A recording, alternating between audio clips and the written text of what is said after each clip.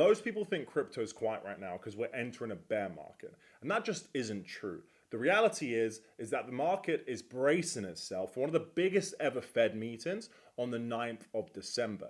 Bitcoin right now, it's flat. There's no volatility. No one wants to make a move before this Fed meeting happens. So in this video, I'm going to explain to you why crypto is flat right now, what this Fed meeting means, what the run up to it has been, and what the two macro environments can look like after the meeting, and how you can best position yourself. Because the reality is, guys, if you don't understand this meeting properly, you're going to misread the next 12 to 18 months. So let's get right into it, guys. The December Fed decision, the meeting that will decide crypto's fate. Now, we talked a little bit about why the market stalled. I've already told you guys that the market has stalled because everyone's bracing for the Federal Reserve. But that isn't the full truth. So the move from 126 to low 80s wasn't caused because of sentiment, ETFs, or retail panic. It was driven by a sharp contraction in global liquidity. And Bitcoin reacts exactly like the asset it is. It's extremely sensitive to changes in global liquidity. So it acted immediately and with force.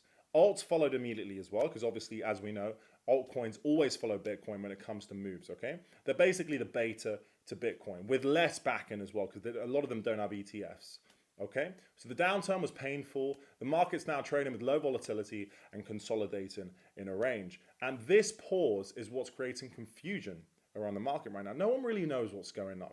And I want to clear that up for you guys, okay? So the market's searching for direction.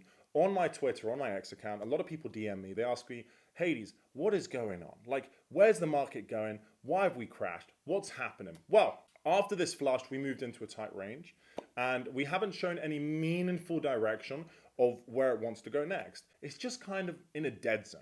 Like, it doesn't really want to move, okay? And the price of everything depends on the Fed meeting.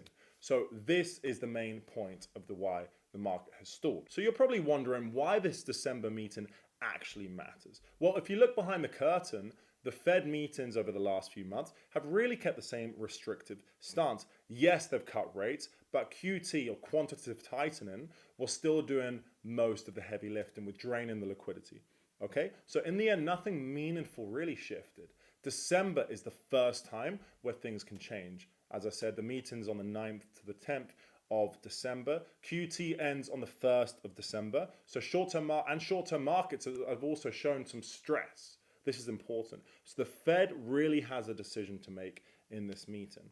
Now, as we know, Bitcoin's larger moves normally line up with changes in policy. Liquidity conditions adjust first, and then market prices adjust second, and trends take shape afterwards. December is the first meeting of the cycle where the underlying environment can genuinely turn. This is very, very important, guys. So even a minor change in tone or guidance reshapes the macro backdrop, because institutions will differentiate and change the way they interpret risk over the next 12 to 18 months. The end of QT changes the question, with QT hitting its planned floor on the 1st of December. By the way, this is known knowledge. This is all out there on the internet. This is the Fed actually tell everyone this. The question no longer becomes how much more liquidity shrink. It becomes, do they allow conditions to stabilize or begin loosening over time? And this shift from contraction to direction explains why the market's holding its breath right now, why volatility is very, very low. Okay? This decision shapes crypto's next phase. Okay? So if the Fed keeps things tight, crypto just stays quiet, range bound.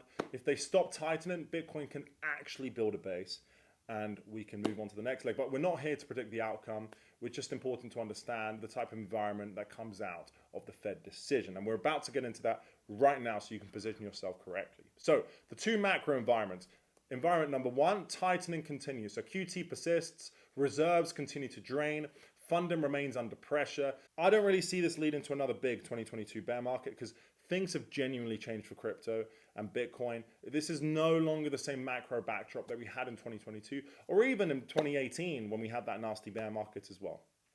But what will happen is breakout attempts will fail, the market will lose momentum, volatility will decrease, and we'll be in a low volatility period for longer. So structural tightness will show up in a few ways. Short-term rates running a little bit hot, or a lot of people using the Fed's repo facilities. You don't need to know all of the details. It just means that cash is tight in the system. Tight environments don't create big crashes, they create slow, stagnant markets. And oftentimes for traders and investors, this is pretty painful for us. So Bitcoin reflects that by refusing to trend. And this is what we could see under environment number one. Environment number two is the one I'm personally hoping for, is stabilization begins. We don't need to ease the market to recover.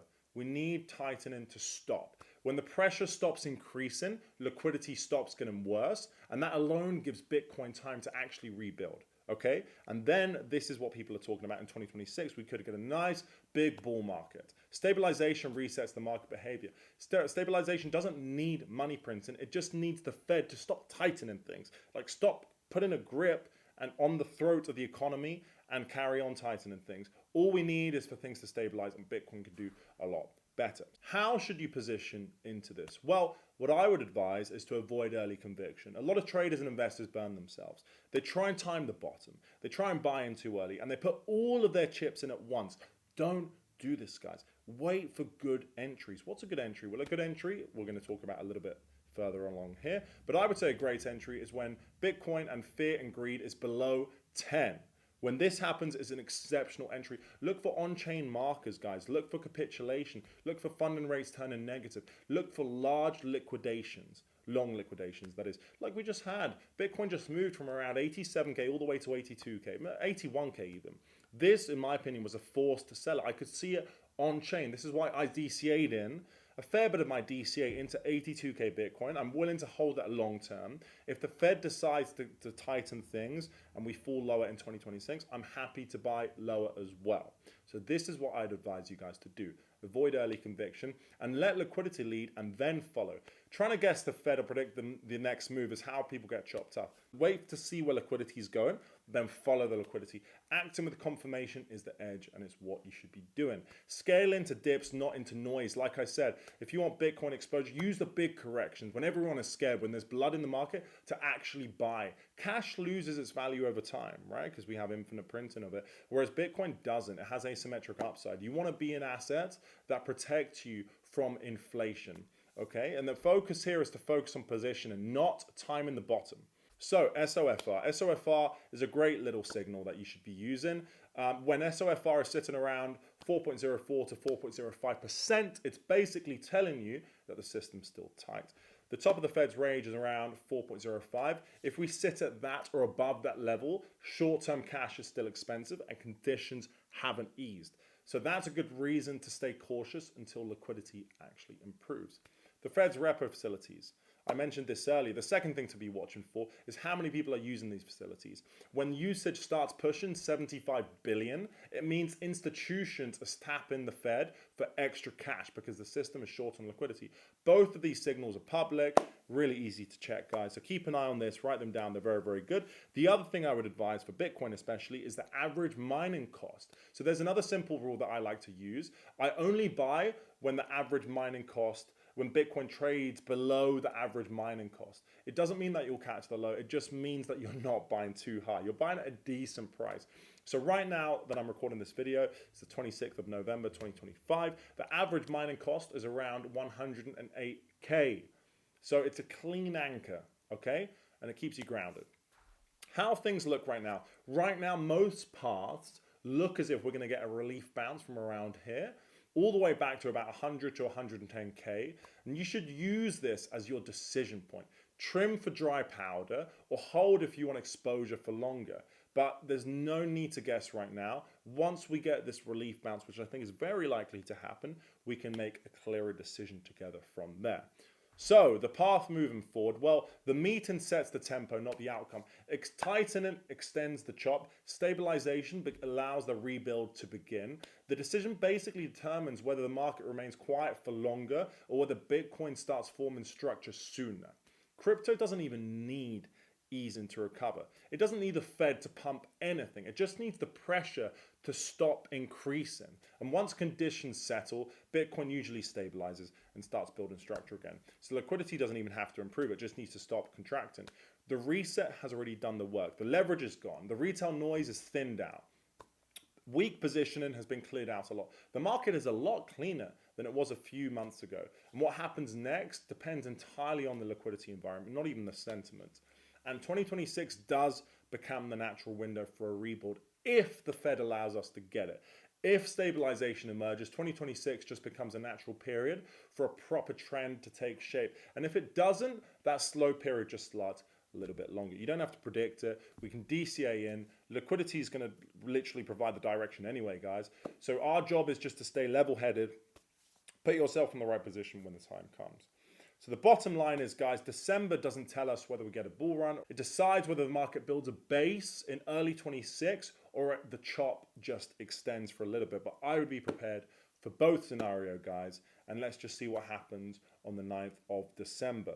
Liquidity makes the move. Your job is to be ready when it does. Have an amazing day, guys. Bye-bye.